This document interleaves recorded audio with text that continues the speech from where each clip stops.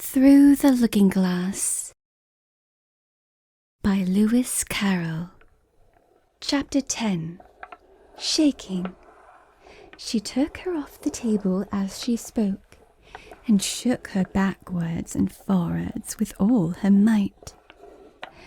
The Red Queen made no resistance whatever, only her face grew very small, and her eyes got large and green.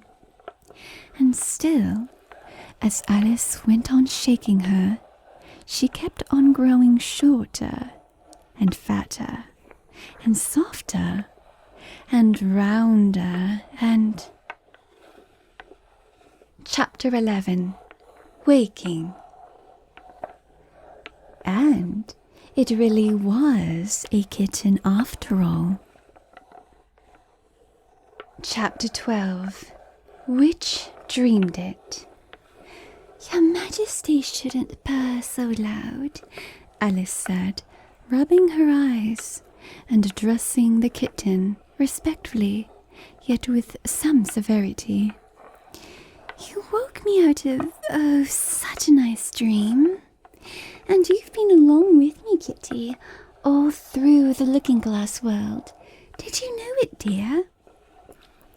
It is a very inconvenient habit of kittens, Alice had once made the remark, that whatever you say to them, they always purr. If they would only purr for yes and mew for no, or any rule of that sort, she had said, so that one could keep up a conversation. But how can you talk with a person if they always say the same thing? On this occasion the kitten only purred, and it was impossible to guess whether it meant yes or no. So Alice hunted among the chessmen on the table till she had found the Red Queen. Then she went down on her knees on the hearthrug and put the kitten and the Queen to look at each other. Now, Kitty, she cried, clapping her hands triumphantly. Confess that was what you turned into. But it wouldn't look at it, she said, when she was explaining the thing afterwards to her sister. It turned away its head and pretended not to see it.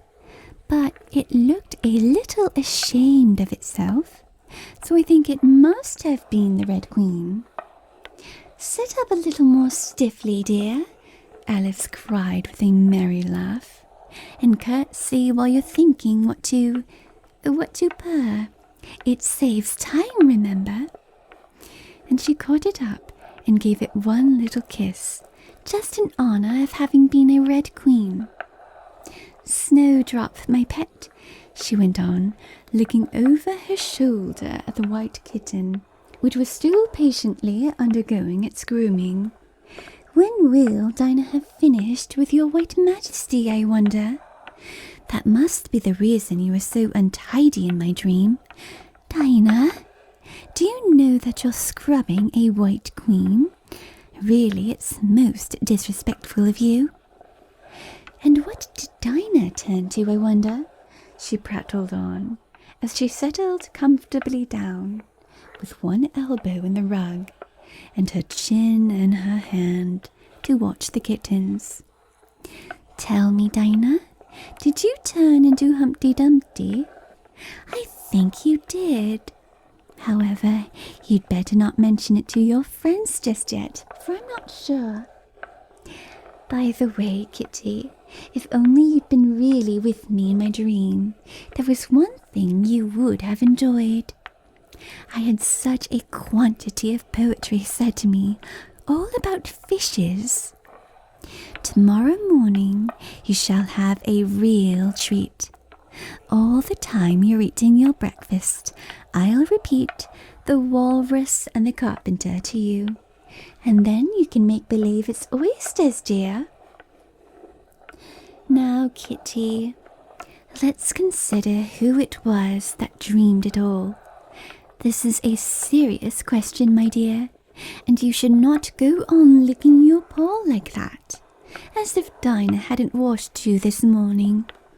You see, Kitty, it must have been either me or the Red King. He was part of my dream, of course, but then I was part of his dream too. Was it the Red King, Kitty? You were his wife, my dear, so you ought to know. Oh, Kitty, do help to settle it. I'm sure your paw can wait. But the provoking kitten only began on the other paw and pretended it hadn't heard the question. Which do you think it was?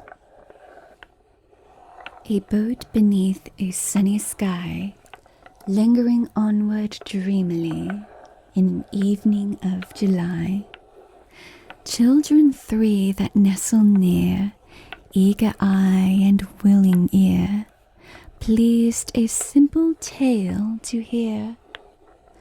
Long has paled that sunny day, echoes fade and memories die, autumn frosts have slain July.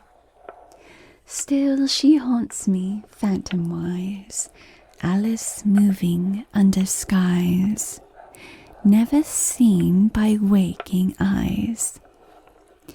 Children yet the tale to hear, eager eye and willing ear, lovingly shall nestle near.